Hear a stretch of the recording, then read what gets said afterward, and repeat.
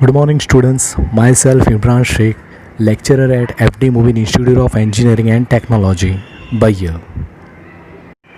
Today, in this video, I am going to focus on the subject Electric Traction System, and this subject is offered by GTU in 5th semester Diploma in Electrical Engineering.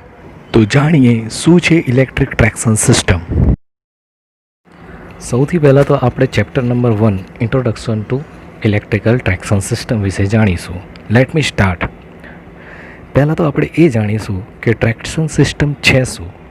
First of all, traction એ એક force છે જે કોઈ body અને ટેન્જન્શિયલ surface વચ્ચે motion generate કરે છે. કઈ રીતે? તો કોઈ ફ્રિક્શન અને ફ્લુઇડના લીધે આ બંને વચ્ચે મોશન જનરેટ કરે છે. સાદી ભાષામાં કહીએ તો કોઈ વાહન ચાલે છે એ એક ટ્રેક્શનનું બેસ્ટ ઉદાહરણ છે. બરાબર છે. હવે આખી સિસ્ટમમાં જે મિકેનિઝમ ઇન્વોલ્વ થાય છે એને આપણે ટ્રેક્શન સિસ્ટમ કહીએ છીએ. ટ્રેક્શન સિસ્ટમને આપણે બે કેટેગરીમાં વહેંચવામાં આવે છે: નોન ઇલેક્ટ્રિકલ ટ્રેક્શન સિસ્ટમ અને electrical traction system. First of all, non electrical traction system એટલે જે સિસ્ટમમાં ઇલેક્ટ્રિકલ એનર્જી એટલે કે વિદ્યુત ઉર્જાનો બિલકુલ યુઝ ના થાય તેને આપણે નોન ઇલેક્ટ્રિકલ સિસ્ટમ કહીએ છીએ. બરાબર છે. અને એનો બેસ્ટ એક્ઝામ્પલ છે કે જે રેલવેમાં વપરાય છે સ્ટીમ એન્જિન ડ્રાઈવ. બરાબર. અને રોડ ટ્રાન્સપોર્ટમાં જે ઇન્ટરનલ કમ્બશન એન્જિન વપરાય છે એ બંને નોન ઇલેક્ટ્રિકલ ટ્રેક્શન સિસ્ટમના ઉદાહરણ છે. અને બીજું છે ઇલેક્ટ્રિકલ ટ્રેક્શન સિસ્ટમ. જે સિસ્ટમમાં ડ્રાઇવિંગ ફોર્સ ઇલેક્ટ્રિસિટીના લીધે ઉત્પન્ન થાય છે તો તેને આપણે કહીશું ઇલેક્ટ્રિક ટ્રેક્શન સિસ્ટમ. બરાબર. જેમાં કોઈના કોઈ સ્વરૂપે વિદ્યુત ઉર્જાનો ઉપયોગ થાય છે. ઇલેક્ટ્રિકલ ટ્રેક્શન સિસ્ટમને આપણે બે ગ્રુપમાં વહેંચીશું. બરાબર. તો ફર્સ્ટ ગ્રુપમાં આપણે એ વ્હીકલ અને એ લોકોમોટિવનો સમાવેશ કરીશું કે જેમાં ઇલેક્ટ્રિસિટી પોતાની સિસ્ટમથી જ મળે.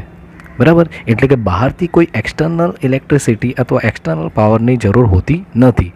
એ સિસ્ટમ ઓલરેડી સર્કિટમાં જ ઇન્સ્ટોલ થાય છે. બરાબર. એનું બેસ્ટ ઉદાહરણ છે જેમ કે બેટરી ઇલેક્ટ્રિક ડ્રાઈવ અને ડીઝલ ઇલેક્ટ્રિક ડ્રાઈવ. અને જે બીજું ગ્રુપ આપણે ડિવાઈડ કરીશું એમાં એ વ્હીકલ અને એ લોકોમોટિવનો આપણે સમાવેશ કરીશું જેમને ઇલેક્ટ્રિસિટી આપણે બહારથી એટલે એક્સટર્નલ પાવરથી આપીશું, જેમ કે ડિસ્ટ્રીબ્યુશન નેટવર્કથી અથવા તો સેન્ટ્રલ પાવર સ્ટેશનના સબસ્ટેશનમાંથી. અને એનું ઉદાહરણ છે રેલવે ઇલેક્ટ્રિક લોકોમોટિવ, જેને આપણે ઓવરહેડ એસી સપ્લાય પ્રોવાઈડ કરીશું, અને ટ્રામવેઝ અને ટ્રોલી બસ જેને આપણે ડીસી સપ્લાય પ્રોવાઈડ થાય છે. ચલો હવે આપણે જોઈશું ટાઈપ્સ ઓફ ટ્રેક્શન સિસ્ટમ અથવા તો ક્લાસિફિકેશન ઓફ ટ્રેક્શન સિસ્ટમ.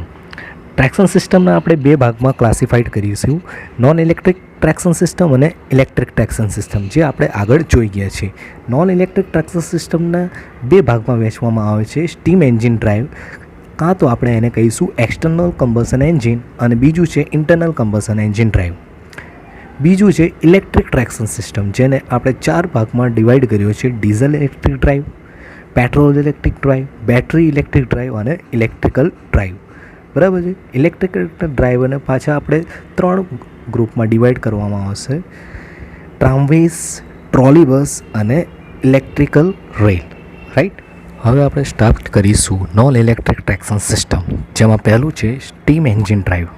હવે ઘણા બધા કારણોને લીધે સ્ટીમ એન્જિન ડ્રાઈવનો ઉપયોગ જમીની સ્તર પર ખૂબ જ ઓછું છે, અને તેમ છતાં પણ રેલવેમાં આ ડ્રાઈવનો ઉપયોગ ખૂબ મહત્ત્વનો છે. હવે આમાં એક હીટ એન્જિન હોય છે. બરાબર છે. આ હીટ એન્જિન જે મિકેનિકલ કાર્ય કરે છે, જે સિસ્ટમને વર્કિંગ ફ્લુઇડ તરીકે વાપરે છે સ્ટીમને. સ્ટીમ એન્જિન આપણે જાણીએ છીએ કે એક્સટર્નલ કમ્બશન એન્જિન છે, જેને લીધે આમાં જે વર્કિંગ ફ્લુઇડ વપરાય છે સ્ટીમ, એ કમ્બશન પ્રોડક્ટથી અલગ પડે છે, એટલે કે સેપરેટ રહે છે. હવે આપણે એની પ્રોસેસ જોઈશું કે એની પ્રોસેસમાં એવું છે કે જેમાં પાણીને બોઇલરમાં નાખી એને હાઈ પ્રેશરથી ઉકાળવામાં આવે છે, અને એને લીધે શું ઉત્પન્ન થાય? સ્ટીમ ઉત્પન્ન થાય, વરાળ ઉત્પન્ન થાય, અને વરાળને કારણે પિસ્ટન અને ટર્બાઇનને ચલાવી જે મિકેનિકલ કાર્ય હોય છે એ થાય છે.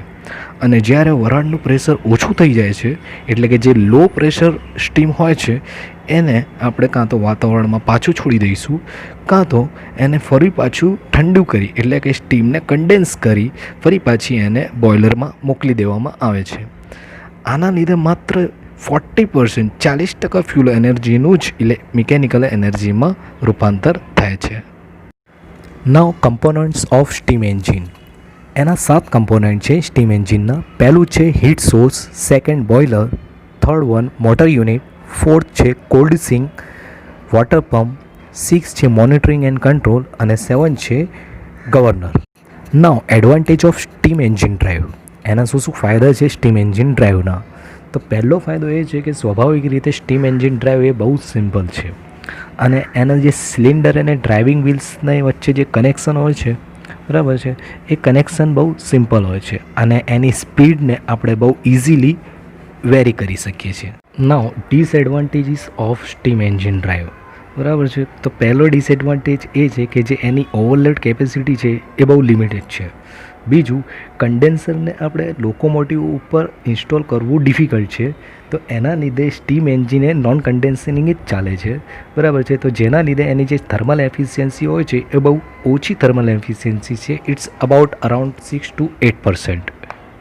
અને એ એના ટોટલ વર્કિંગ ડેઝના 60% જ વર્ક કરે છે અને બાકી 40% જે ટાઈમ છે એ ટાઈમ એના મેન્ટેનન્સ ઉપર જ કાર્ય કરે છે.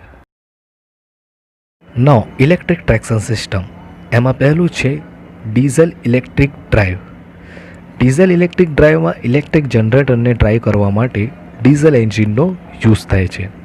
એના પછી તે કરંટને ટ્રેક્શન મોટર સુધી સપ્લાય કરે છે, જેના લીધે લોકોમોટિવની વ્હીલ ડાયરેક્ટલી ગિયર થાય છે. ઈસવીસન 1945માં અને 1956માં બ્રોડગેજ લાઇનમાં ડીઝલ એન્જિનનો સૌથી પહેલાં પ્રયોગ થયો હતો અને એના પછી ઈસવીસન 1958માં ભારતીય રેલવેની મેન લાઇનને ડિજિટલાઇઝેશન કર્યું હતું.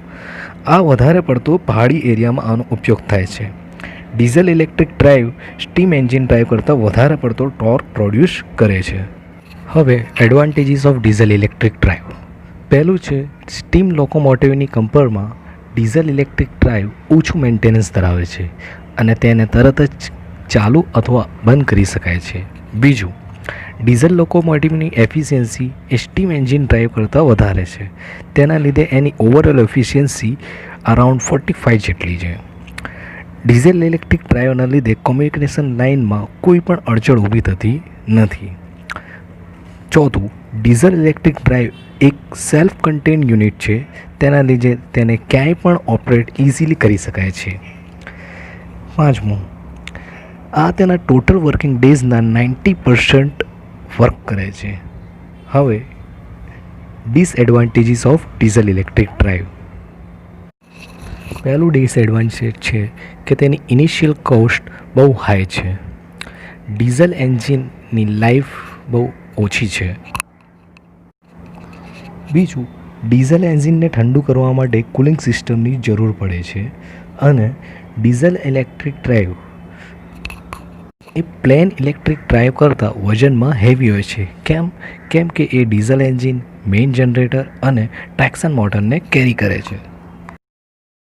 નેક્સ્ટ છે ટ્રોલેબસ. ટ્રોલેબસને ટ્રોલે કોચ, ટ્રેકલેસ ટ્રોલે અને ટ્રેકલેસ ટ્રામ પણ કહેવામાં આવે છે. આ એક ઇલેક્ટ્રિક બસ છે જેમાં power supply overhead wires through કરવામાં આવે છે, જે વધારે પડતું રોડ સાઇડ પોલ ઉપર સ્પ્રિંગની હેલ્પથી લટકતા હોય છે.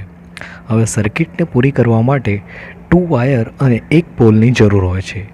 આનો ઉપયોગ ઘણા દેશો જેવા કે ચીન અને ઇંગ્લેન્ડમાં થાય છે. હવે એડવાન્ટેજીસ ઓફ ટ્રોલેબસ. ટ્રોલેબસનું કન્સ્ટ્રક્શન ટ્રામ્સની કમ્પેરમાં બહુ સસ્તું હોય છે.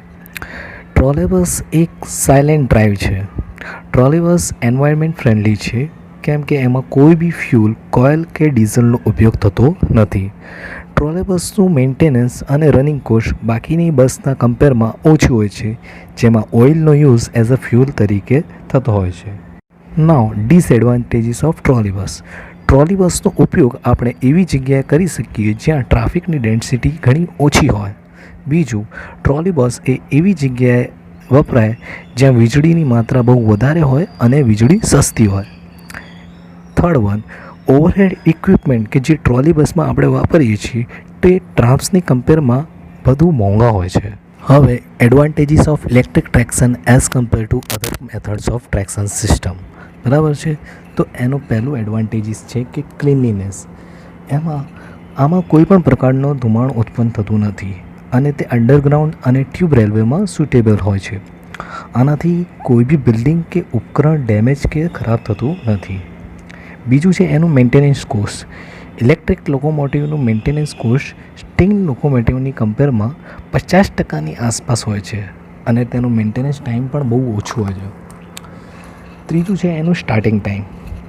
ઇલેક્ટ્રિક લોકોમોટિવ બહુ માઇનર સેકન્ડમાં એટલે બહુ માઇનર ટાઈમમાં સ્ટાર્ટ થઈ જાય છે, જ્યારે સ્ટીમ લોકોમોટિવને સ્ટાર્ટ કરવા માટે 2 કલાક જેટલો સમય ખાલી તેને ગરમ કરવા માટે જતો હોય છે.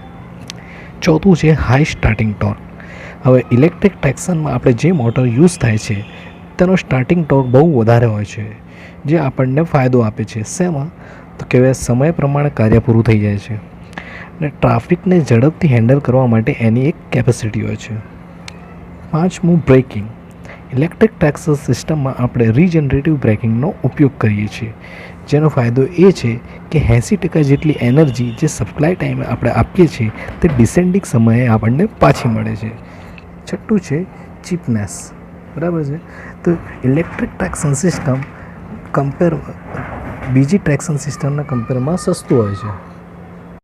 એના પછી છે saving in high grade coil. આપણે જાણીએ છીએ કે ઇલેક્ટ્રિક ટ્રેક્શનમાં આપણે કોઈ બી કોલસો અથવા તો ફ્યુલનો ઉપયોગ કરતા નથી, જેના લીધે કોલસાની સેવિંગ થાય છે, બચત થાય છે. Thank you for watching the video.